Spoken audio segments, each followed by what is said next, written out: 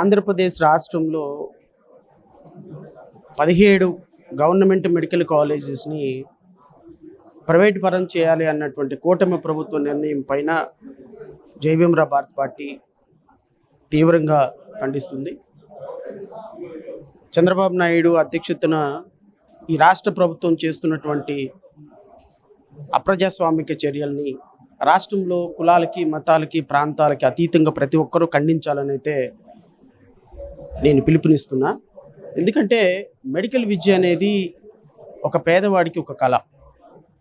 ఆ పేదవాడి కళ నిజంగా ప్రభుత్వ మెడికల్ కాలేజెస్లో ఒక డాక్టర్గా చదివినప్పుడు నామినల్ ఫీజులతోటి ఒక డాక్టర్ అయ్యి ఈ సమాజానికి ఎంతోమంది ప్రాణాలను కాపాడేటువంటి ఒక డాక్టర్ వృత్తిని ఈరోజు కోట్ల రూపాయలతోటి మార్కెట్లో అది ఒక కమాడిటీ లాగా అమ్మే ప్రయత్నం చేస్తున్నారు.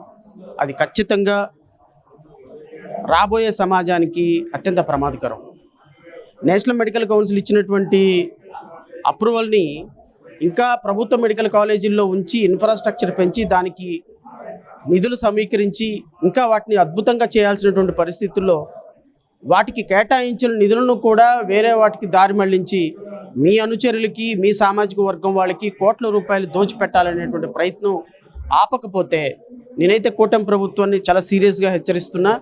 ఖచ్చితంగా రాబోయే కాలంలో మెడికల్ విద్యలో మీరు చేస్తున్నటువంటి దుర్మార్గకరమైనటువంటి పని రేపు ఖచ్చితంగా చరిత్ర గతిని మార్చబోతుంది. మీ యొక్క ప్రభుత్వాన్ని దహిస్తుంది. ఖచ్చితంగా చంద్రబాబు నాయుడు, నారా లోకేష్, పవన్ కళ్యాణ్ మీ ముగ్గురు కూడా ఈ సునామీలో కొట్టుకుపోకపోతే ఖచ్చితంగా రాష్ట్ర ప్రజలు మరొక్కసారి తమ ముక్కు మీద వేలేసుకునే పరిస్థితి ఉంటుంది. ఖచ్చితంగా నేను మళ్ళా చెప్తున్నాను కూటమి ప్రభుత్వానికి, మీరు భస్మాసుర హస్తంలాగా ఈ యొక్క మెడికల్ కాలేజీల యొక్క అంశాన్ని మీ నెత్తి మీద వేసుకుంటున్నారు. ఇది దళిత, బహుజన కులాలు, SC, ST, BC, minority and అగ్రవర్ణాల్లో ఉన్న నిరుపేద విద్యార్థులు కూడా దీన్ని ఖచ్చితంగా ఖండిస్తారు. వాళ్ళకి జరగబోయేటువంటి మంచి రేపొద్దున ప్రతి ఒక్క విషయంలో కూడా వాళ్ళకి మేము వివరిస్తాం. రాబోయే కాలంలో మెడికల్ విద్య మీద ప్రభుత్వం వెనక్కి అడుగు వేయకపోతే ఎలా ప్రభుత్వం అంతు చూడాలో రాష్ట్ర ప్రజలు చైతన్యవంతం చేస్తాం.